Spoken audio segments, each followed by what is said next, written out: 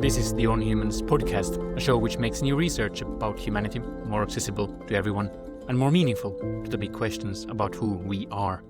I'm your host, Ilari Mäkelä, and today's episode joins a small select group of past episodes on the show where we take one angle and try to understand the whole big arc of human origins, of the early human story from that point of view. And this time, it's going to be nature, it's going to be ecology, it's going to be the weathers. I think that the question about the nature, it's so important for two reasons. One is just that it's such a vivid part of how we imagine the story if we are trying to draw or paint or narrate the scientific version of the Garden of Eden. What are we going to paint? Are we going to paint a forest? Are we going to paint a vast, dry savanna? But this is not just a question for the aesthetic imagination. This is also very much a question about understanding the forces that made us who we are. Indeed, long-term listeners will know that a big part of the story that I have been telling on the show is a story of climate change. It's a story of how the African climate was changing during the course of human evolution, how the forest cover was disappearing, shrinking the habitat of the apes clinging to those forests and opening up a possibility for any curious ape that would leave behind a life on the trees and explore the dangers and the opportunities of the opening plains, slowly evolving to be not a very good climber, but an impeccable walker, even able to do the weirdest of things that we do today, such as running a marathon. So that's a famous story, often called the savanna hypothesis. I've been telling versions of that story on the show, and very many senior guests have told versions of this story on the show. And if you listen to the last episode on the show with Richard Lee, who has done field work with modern-day hunter-gatherers living in the very, very dry African, not even savanna, but actually the desert in the Kalahari Desert. Well, one of the reasons why people might think that studying their lifestyle might tell us about the past is not just that they are hunter-gatherers, like we all used to be, but that they live exactly in this kind of very dry African landscape. On the other hand, if you go to Google and Google savanna hypothesis, you're going to very easily find articles saying that it's a myth, that it's dead, and that it should be buried. So what exactly is going on? My guest today is Professor Denise Su. She is a paleo-ecologist at Arizona State University's Institute of Human Origins, and she is someone whose work comes very much up in those savanna hypothesis is dead style articles. So I thought that it would be great to have her on the show explain what exactly is going on here. And I was actually very happy to have this conversation because this was exactly the kind of one where I learned a lot. But I was also happy to see that if you read behind the headlines, there is a story. There is something that quite a lot of the scholars do actually agree on. So what exactly is that? Well, I'll let Professor Su explain more. Now, one thing is that in this episode, we do discuss a fair amount of dates, of millions of years. If you're not used to this, don't worry, we make our best to make them tangible. We are actually going to use a metaphorical clock, which I thought might be good to introduce here to give the context. So the last common ancestor with humans and chimpanzees lived around 7 or 6 million years ago. If we imagine that was just 24 hours, as we're going to do in this conversation, that's the strike of the midnight hour. Let's zoom out first a little bit. Life on planet Earth started almost 4 billion years ago. What does that mean? That means almost 2 years ago. The first vertebrates, animals built of blood and bone who crawled from the seas to the open land, becoming all the birds and the mammals and the dinosaurs that lived. Now, they were, maybe 2 months ago.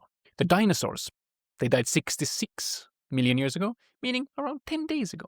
So life has existed for almost 2 years. Land creatures on all fours have existed for around 2 months, and dinosaurs disappeared just over a week ago. And now the hominin story leading to humans begins. A lot of the conversation we are going to have is going to focus on the time period between 4 and 2 million years ago. So that is roughly between breakfast and afternoon tea, something between 8 a.m. and 4 p.m. And just for context, our form of human, Homo sapiens, only appears very much after sunset, around 10, 11 p.m. So that's the kind of mental model you can have in mind when listening. And if you want to dig deeper into those dates, there's a timeline in the show notes. But there we go. I think I very, very much owe you already Denise Su's voice. So let's get started. Thank you so much to all the wonderful people who have supported the work I do at patreon.com/onhumans. This episode, as always, is dedicated to you. But whoever you are, whether you're a supporter or not, whether you have just discovered the show or are a long-term listener, welcome to this flyover over millions of years of human evolution. Now, let's go.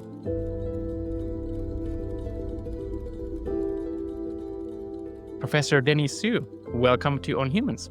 Well, thank you so much for having me. So, where did humans evolve? That's going to be the topic of our conversation. Before we get into all the exciting details about it, people who don't know much about the topic would probably begin by saying, well, probably somewhere in Africa. Is that right? Yes, that is correct. So our lineage is pretty long. The origin of our lineage goes back to about 6 to 7 million years ago. And now modern humans probably didn't appear until about 200 to 300,000 years ago.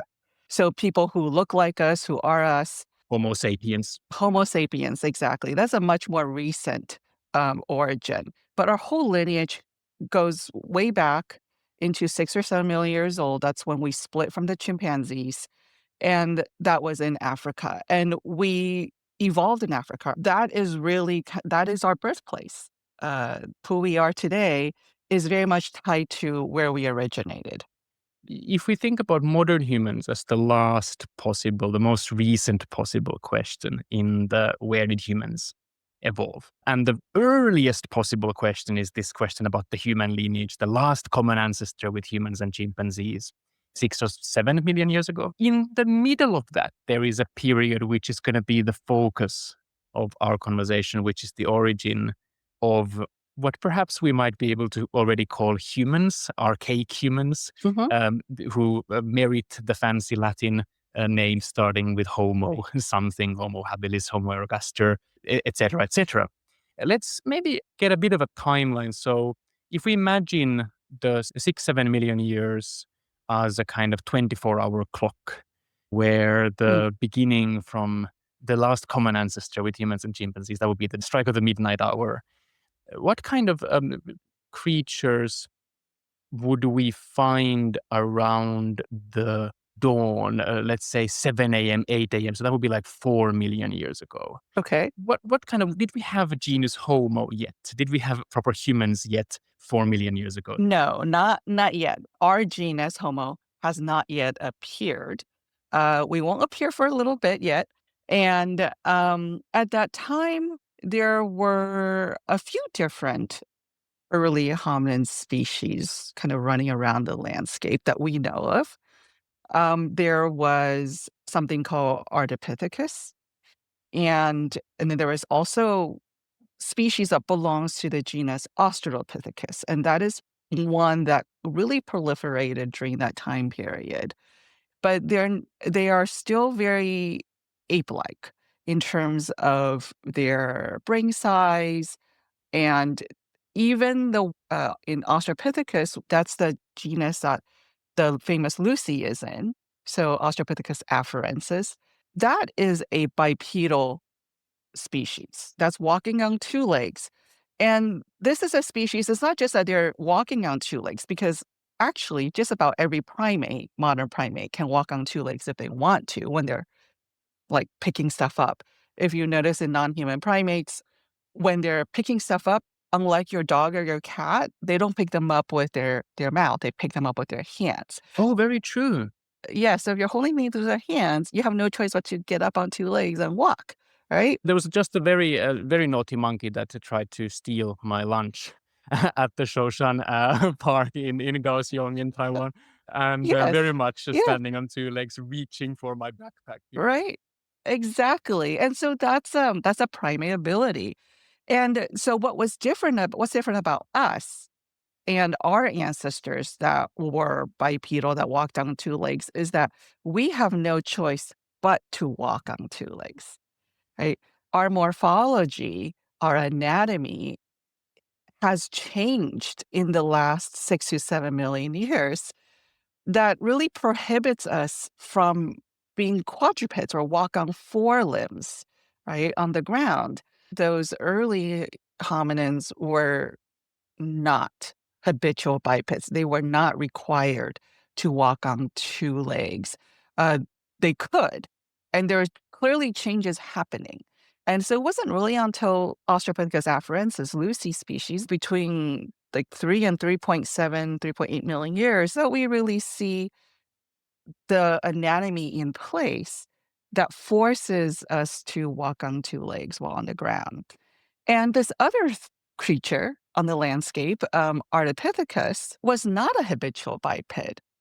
It had changes in its anatomy in the pelvis that indicated that it walked bipedally, that it walked on 2 legs when it was on the ground, but it had a lot of morphology that indicated it was really using the trees a lot, and that it was only when it was on the ground did it walk on its 2 legs, and, it had these really big hands with long curved fingers. Its big toe was opposable. It was basically had a grasping big toe. So that's very interesting point, by the way, because I remember once seeing a photo of a chimpanzee foot. I've talked about this on the show before. It really looks like a hand. Exactly. And so Ardi, in this dawn of human evolution around seven, you said that Ardi still had that kind of chimpanzee-like toe, so it's very much a climber. Yep. But so what about the Australopithecines, like Lucy?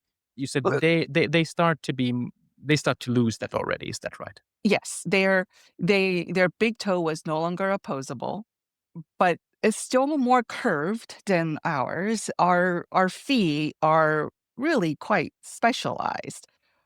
All other primates, other than us, modern ones, have feet that kind of look like hands. Their big toes, can grab things. Oh, our feet are like platforms. Right? It's really meant to be a stable platform for the way that we walk.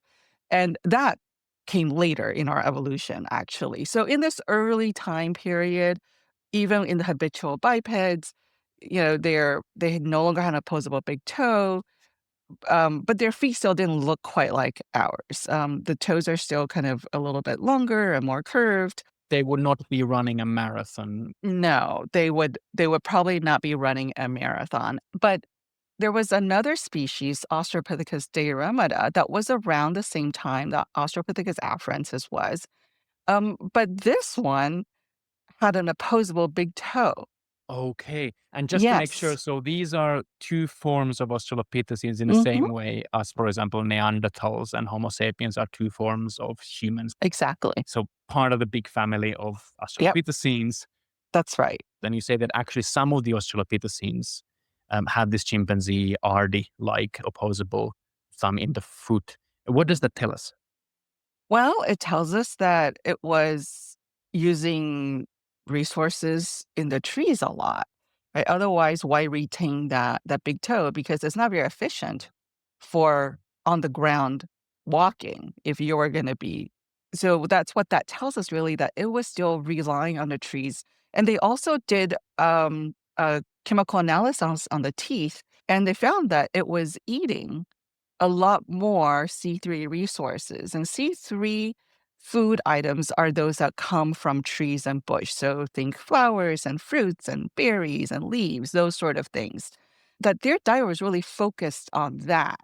Whereas Australopithecus afarensis was the first species in our lineage to expand its dietary repertoire to include C4 resources. And so those are things coming from grasses, not necessarily meaning they were eating grass blades, but like the parts of grasses. Yeah, I mean, it's incredible we can know that stuff. I mean, Yes. these are creatures living three so something million years ago, and we can know what Yes. they ate. Yeah. And this C3, C4, just for listeners who are not used to this topic, we're not going to be throwing a lot of this kind of science acronyms in this conversation, but this is super important. It's such an important way to try to understand what's going on in the past. Yeah. And I'm actually curious now that we are on it very briefly. How do you actually do that stuff? Because this is your work, like this kind of like what you take it into the lab and you put it in a test tube. You're wearing a white coat, or like how do you Oh, go about um, studying this stuff? the isotope. So that is, I actually don't do that type of analysis. But it requires taking a little tiny bit of enamel.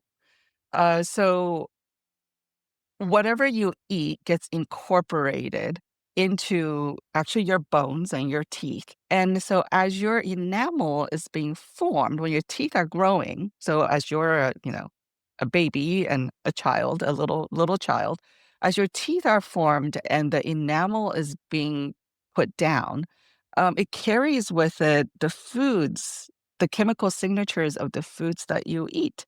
And so there are, like, my colleagues who do this, they take teeny tiny little samples of the enamel, and then it's ground into powder, and then they have to wash it in order to get rid of all the things that you wouldn't want to analyze. And then they do run it through a process where then they can actually look at what the chemical composition is. It is quite an amazing technology, and a lot I have many colleagues who's really focused on working out what it is that these hominins are eating, both from the chemical perspective, but then also some are looking at it from a wear perspective. What are the little micro scratches and pits that's being left on the surface of the teeth? And so combined, we can get a pretty good picture of what it is that these early hominins were eating. And by the way, you've been saying that these Ardipithecus who do have a chimpanzee-like foot, they're clearly more in the trees, although they can walk upright, but Mhm, they're clearly spending a lot of time in the trees. And in the Australopithecines, we now have two branches at least. I mean, there are many branches, but you've mentioned this clear contrast between, on the mhm. hand, one which is still more chimpanzee-like with the tree climbing ability and is eating more tree stuff, fruits, leaves, whatever. And then we have this one form of Australopithecines who's spending more time on the ground, eating more grassy ground stuff. Some people might even say savanna stuff. We'll get to that soon. Um, does it suggest that Ardipithecus already came first and maybe gave rise to Australopithecines, that then one of them stays like their ancestor and the other one goes away? Or is Ardi actually just a kind of cousin that's probably not really on the direct ancestry line to modern humans? Yeah, is Ardi our ancestor? It depends on who you ask. Uh-huh. What do you think? What do I think? Um, I am not a taxonomist, and so I don't know that my opinions matter so much, but I think that, in the '70s, what we knew about human evolution was the earliest hominin we had was actually Australopithecus afarensis. Lucy? So this is more land living, already more human like. Yes, that's right. So in the 1970s, that was the earliest that was the earliest hominin.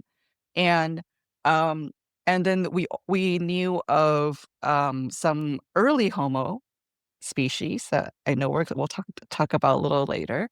And then we knew about, Homo erectus, right, which looked a lot more like us and had a modern body plan, and then we had Neanderthals and we had Homo sapiens. In the 1970s, that was kind of the picture. Now, let's fast forward to today. The fossil record has more than doubled.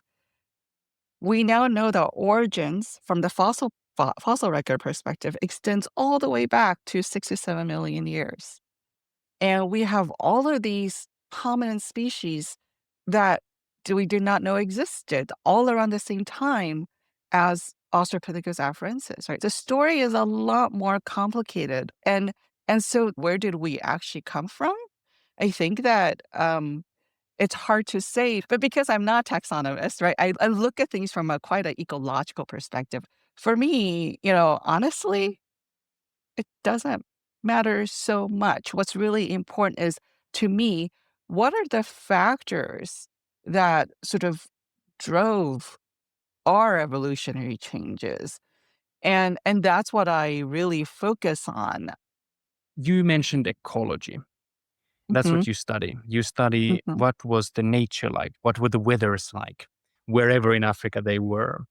And how do you do that? How do we even know something like you've already mentioned the C3, C4. That tells us something about what Mhm. they ate, and that's going to be super important. But what else can we even know about, like, where did Ardi live? Or especially importantly, where did the Australopithecine afarensis, that seems very clearly to be on this big push towards Yes. our kind of creature?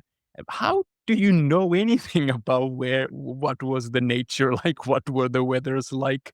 How does it work? You have to use a lot of different strands of evidence. A lot of what I do is very much based on the animals that were discovered with these hominins. And they tell us a lot from just what is there and what they were doing. So you would not expect to see a lot of grazing animals in a rainforest community. You can also study the soil itself. We have specialists who take soil samples. You can do the similar chemical analyses with soil samples that tells you whether or not there were C3 or C4 plants there.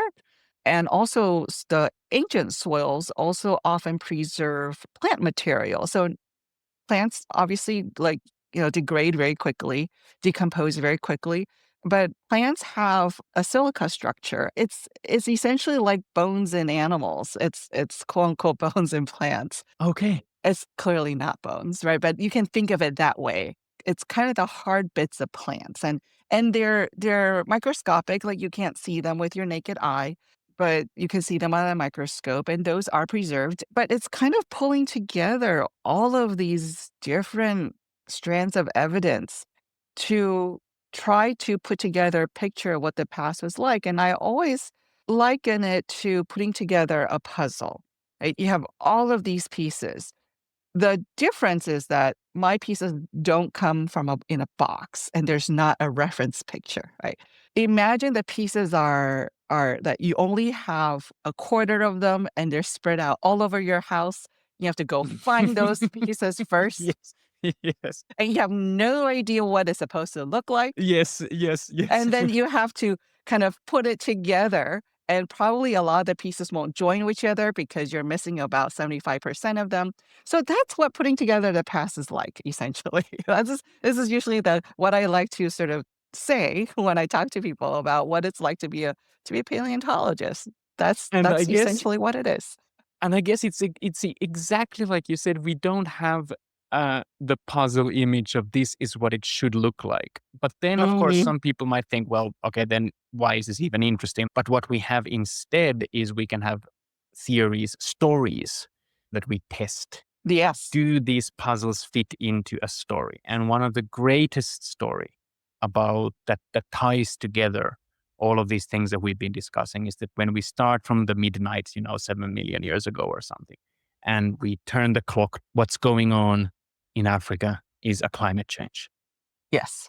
It's much slower, much slower than what we are causing now to the planet, but it's more Yep. dramatic in absolute terms. I mean, we're not talking about 2 degree changes. I can't remember exactly, but I've seen the Yeah. graphs and they are dramatic. How much the Yes. temperature goes down, you Yes. get, and forests are shrinking. Mhm. And so this story is that we have a climate change, we have less and less forest. Well, you have a choice. Either you stay climbing those trees with that very nimble toe that prevents you from walking very well upright on the ground, and you stay in the shrinking forests. Or you do what our ancestors did, which is you start venturing more into the open, into the great, vast African savanna that's now opening up because of this climate change. And as you become better and better adapted to that life on the savanna, on the open grasslands, humanity is born. Yes, yes. It's a great story. Now you're telling, I'm going, "That's good." I mean, no wonder people clung to it for so Yeah. long. Well, and I'm very much half invested in the story, Yes. despite all the tricky things about it. And you are some of the people who have been very sober minded at trying to look at these pieces of the puzzle. Does it fit that story or not? And I think that's really why I wanted to have you of all people Mhm. here on the show, is to discuss how much of this story um, still fits within the puzzle that we have, and what exactly has come down. Because anyone who wants to Google the Savannah hypothesis is dead. You will find plenty of things about all the Oh, new yes. pieces of puzzles which supposedly show that this great story was indeed Yeah. just that, a great story. So where should we start? Where should we start? Well, maybe let's start with what a savanna is. How's that? That's Um, exactly, by the way, what the past guest I had this conversation with, Jessica Thompson from Yale. That was kind of what she also said, is that, look, people often imagine this kind of Serengeti plain, really vast, almost zero trees. Uh-huh. But the savanna can actually be much more. Well, why don't you? Yeah, what should we think when we think of a savanna? Because I don't want to put her words into your mouth. Savanna is it's a wide, really quite diverse set of habitats. Savanna at its core just means that the ground cover is grass. That's it. So there's grass. That's C4 things. But other than that, it can range from what we all imagine, right? When you watch those nature documentaries of these wide grasslands with this lone tree in the background there. Yes, yes, yes. And the elephant and the giraffe by the tree at the sunset. That's right. And so, or so a little scatter of bushes here and there.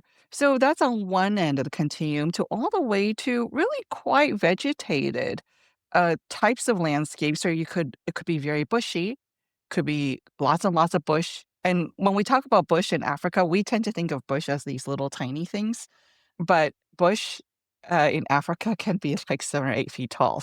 So you could have something that's quite really heavily wooded. So lots of shrubs and bush and even trees, but there's still a ground cover of grass, and that would also be a savanna. What that means is that, it's not that the savanna hypothesis is wrong in the sense that we evolved in savannas, because we did. Our origin was not. So at the very beginning of the human lineage, it seems like those early hominins were all in places that were really like densely wooded. But let's jump ahead a little bit more, so sort of to modern humans. We are everywhere in the world, right? We occupy every single part of the world, basically. There's not a place on earth where there's not some human impact. And so, how is that possible? And people have hypothesized and talked about sort of our ability to really adapt, just how adaptable we are, and that this is really why it is we're so successful as a species.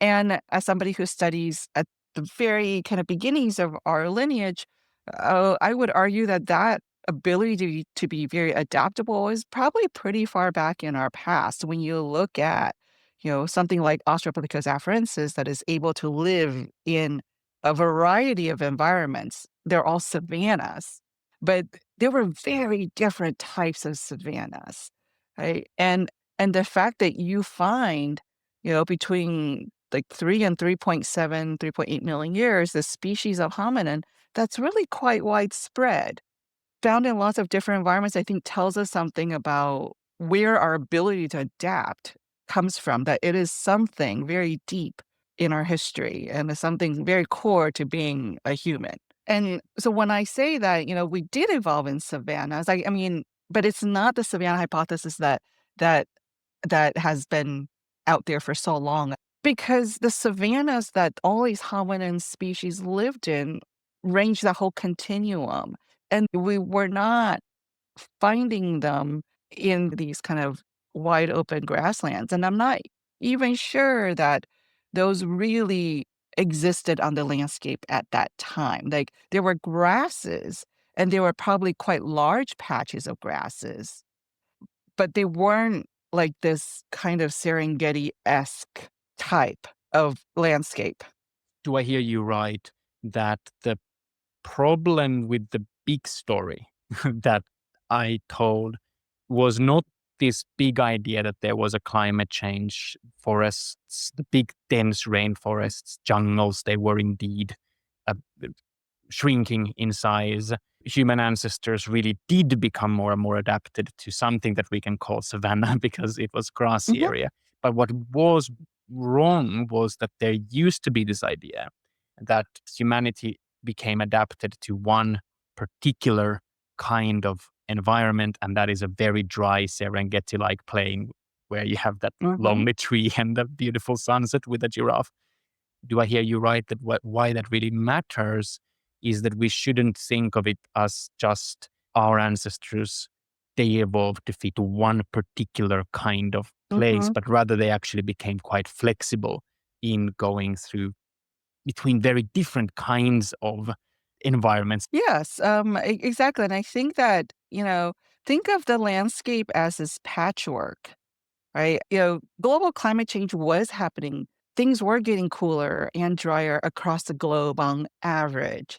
But how local communities, including plants, right? The plant community and then the animal communities follow them. How they would have responded to that would be quite different depending on local circumstances.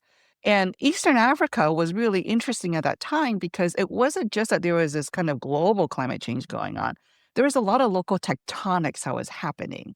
So at these sites in Ethiopia, in the Afar region, where a lot of the evidence for early human evolution is coming from, like, that was a very the landscape was very active, as in it was changing very quickly. Basically, just the whole rift system was being formed at time. It was starting to pull apart, and you can still see that today. I mean, it's happening today still, right? So that's a very active landscape. So you can imagine when the landscape changes, the water system would change. And then when water systems change, that impacts how hominids would have lived on these paleo landscapes if there's not a lot of rain falling, but there are these large river and lake systems, and what that means for the vegetation that's growing there, and then the kinds of resources the hominids would have been using. Water seems to be key for not only because you know, all animals need some water, but we do that particular amount, modern humans, because well, we've lost our fur is one of the other most striking things about us is that we have Yes. so little body hair. And I think one of the main reasons for that seems to be, I don't know if this is settled, but at least the main leading explanation is that we sweat a lot. Mhm. And that's a way for us to cool the body. And this relates to this kind of the big story is that one of the reasons we lost the fur is that when you move away from the rainforest, from the jungle into that more open savanna, and you start walking more, you're more exposed to sunlight. You have to find ways to cool the body. And one of the ways Yes. is to lose the fur. Um, Unfortunately, I guess fur is not so easy to read from the fossil record as standing upright. That's much standing Yes. upright. Yes. The Yes. bones are there. The fur is not. Do we know at what point did we start being these weird naked apes and start losing the thick fur? Was it with the early Australopithecines? Was it late Mm-mm. Australopithecines, early Homo? Do we know?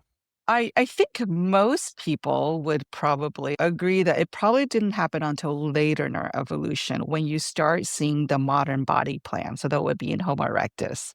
Homo erectus. So this is like, what was it, 2 million years ago? So we are now like 5 p.m. or something.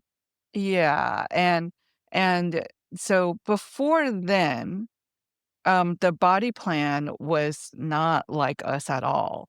Um, Basically, we humans, like in our as one of the trends in our evolution is that our legs got longer and longer and longer. Okay. Okay. I mean, if you look at chimpanzees, right, you notice they have very long arms relative to their legs. And in these really early hominins, they still had really long arms. And if you look at like reconstruction of Artie, the arms were incredibly long. The proportion, the body was definitely much more like a chimpanzee. And even the early habitual bipeds, like Australopithecus afarensis, still had quite long arms. You look at the reconstruction of Lucy, for example, right? Still had quite long arms, and you saw that, and you still even saw the relatively long arms in what people would call early Homo. Who is the early Homo? Homo habilis or? No? Yes, Homo habilis, Homo rudolfensis, but what you do see in a trend in sort of our evolution as a lineage into us, Homo sapiens, is that our legs just got longer and longer and longer. It's not that our arms got shorter, it's that our legs got longer. Oh, And okay. we don't see the modern body plan of having these really long legs until about Homo erectus. And that is linked to really efficient walking, right, on two legs for very long distances. And so I think that a lot of people would tie the loss of the body hair to the modern body plan because the body plan then suggests that Homo erectus was able to travel very long distances, and then that becomes much more important in terms of, being able to thermoregulate. I certainly, when I do field work and, all the animals during the hottest time of the day are resting in the shade, nothing is moving except for us. Like, Yes, sometimes yes. sometimes I look around going, "What is wrong with us?" Yeah, yeah, but you This probably like, sweat it a fair amount, right? So you do, because that's how we cool down, yeah, right? yeah. It works by when you sweat, your skin is wet, and then so when the wind blows, right, it dries the sweat and it cools. So imagine those fans with the water. Right? If you think about those misting fans in really hot days, there's some water and then the fan comes and how much cooler you feel. So you're currently in Taiwan. Oh, but it is not very humid right now. But if you were to No, go to no. Taiwan in the summertime, what you would discover is that sweating does not cool you down. Oh, interesting. And this is because there's so much moisture in the air already that it doesn't cool you down because the mechanism doesn't work. Oh, interesting, interesting. You mentioned that one of the things about these savannas is that they are much more diverse than we used to think, and you Mhm. mentioned something about how that is actually quite telling, given that the one form of human left is able to live everywhere. You know, in the desert, on the high mountains, in the Arctic. And that in some sense, maybe that story has deep roots, is what you said, in that already in this, let's not just be stuck to the rainforest. Let's start going more into these very diverse savanna habitats. Well, I'm sure the rainforest is not all identically looking everywhere. So there was probably some Mhm. diversity also in the rainforest.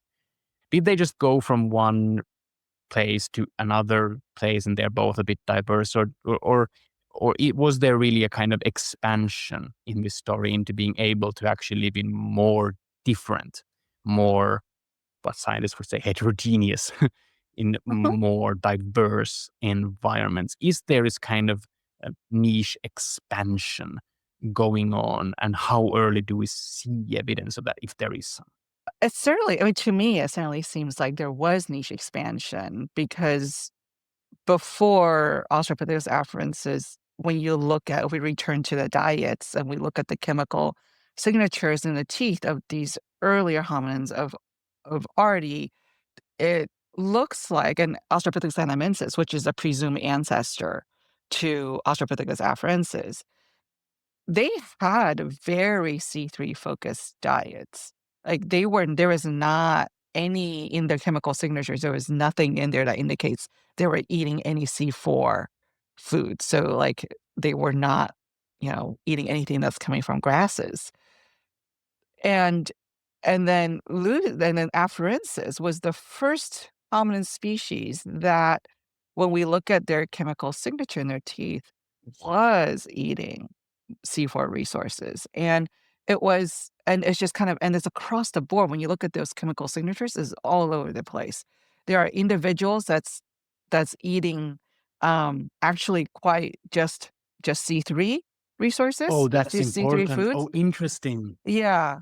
Yeah, there are individuals who are eating a mix, and then there are individuals that's eating mostly C4. And so we get this picture of Australopithecus afarensis just kind of occupying that whole kind of continuum Uh, of food items, right? And so, to me, it's like they're kind of eating what's available. That's what it feels like. Yeah, they become more of a generalist. That's super interesting, or more Yes. flexible in some Yes. ways.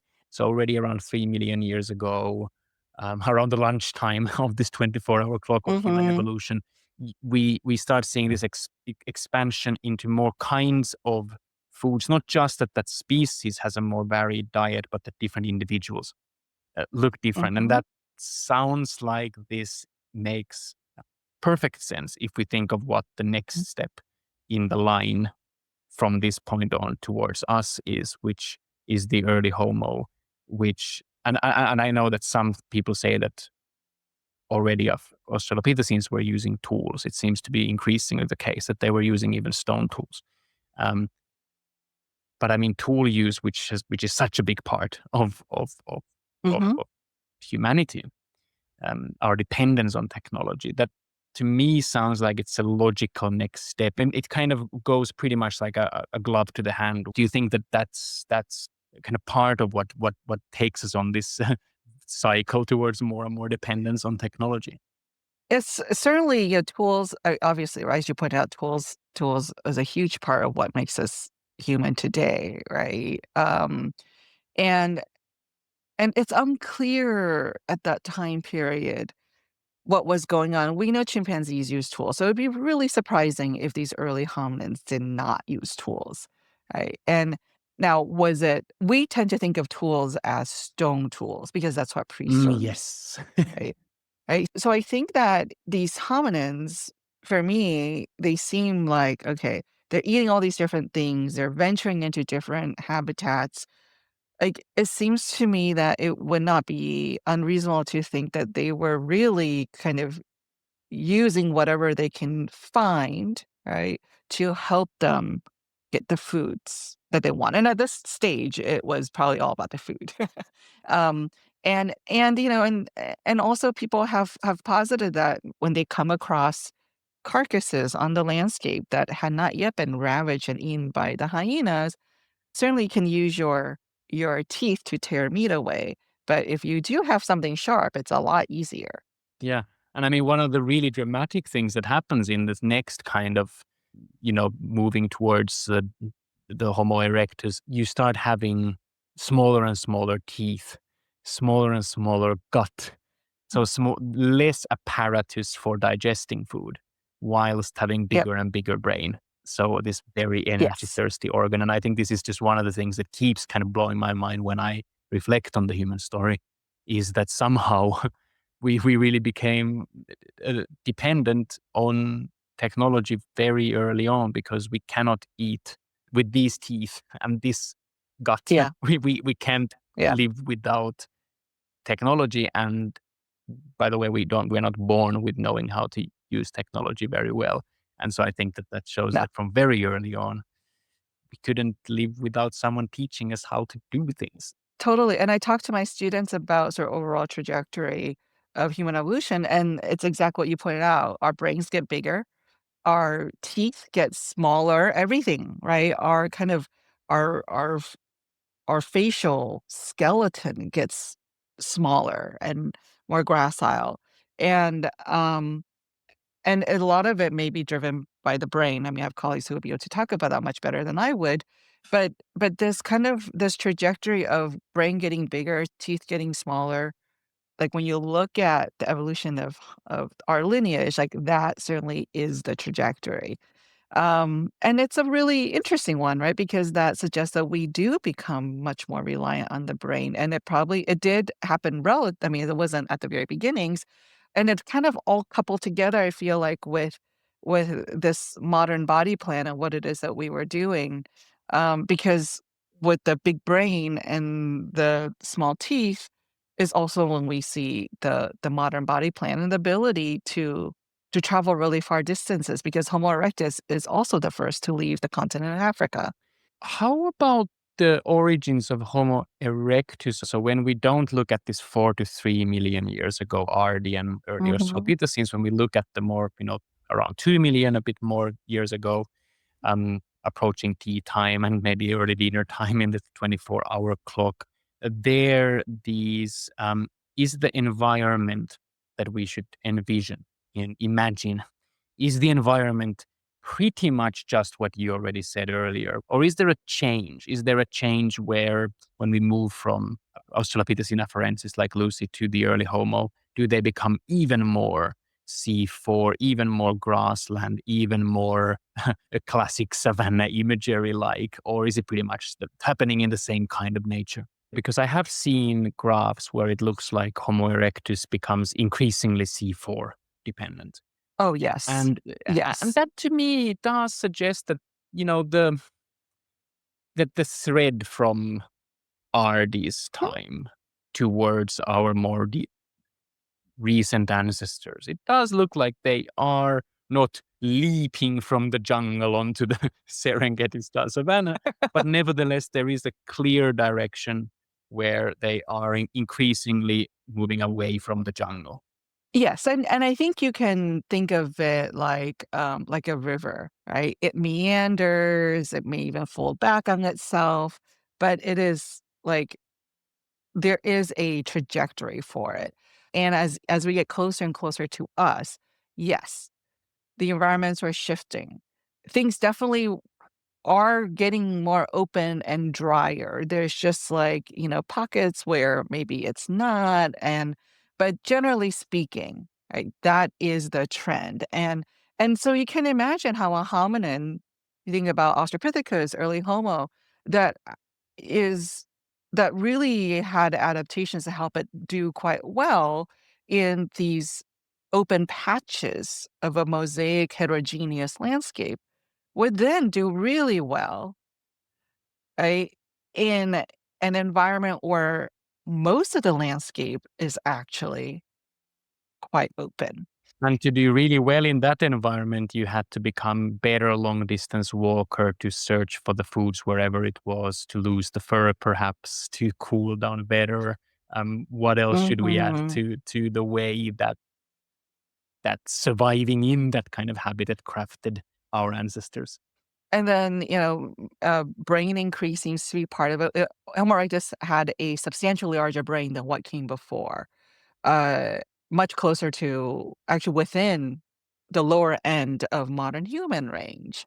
And so that was clearly an important development as well. And so all of that is probably linked together. There's, feedback loop and that we seem to be a species that was particularly well adapted and evolved in these more open types of environments. And even though at the very, very early part, the very first stages of our lineage was not, but that sort of built the foundations. Now, if global climate was not becoming cooler, right, and drier, then the lineage that's better adapted for these kind of for resources and more open places would not have been better Yes, situated. yes. It would have been something like Remida, right? That would have been better situated. And so I think that that's another thing to be very mindful of when we think about human evolution. I think we tend to think of human evolution as this march towards us. Like this, we are the only option. Like, this is the culmination of millions of years of evolution, which is true. But the nuance here is that if the external factors weren't exactly what they were, would this culmination of 7 million years be what we are today? And the answer could very well be no. Okay, two questions before we finish. The first one is about us Homo sapiens, the modern form of human. We emerged, like you said earlier, around 300, sorry, around 300,000 years ago. So that's very late on this 24-hour clock. That would be like Mhm. after dinner time, maybe like 10, 11 p.m. That's also in Africa.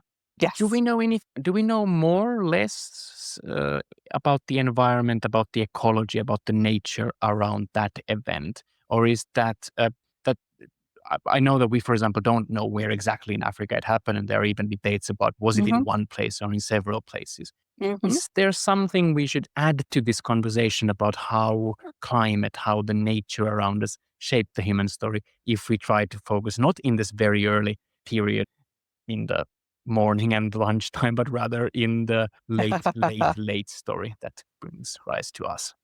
Yeah, so, this is not an area that I know a lot about, because obviously I work on the breakfast and lunch times of human evolution.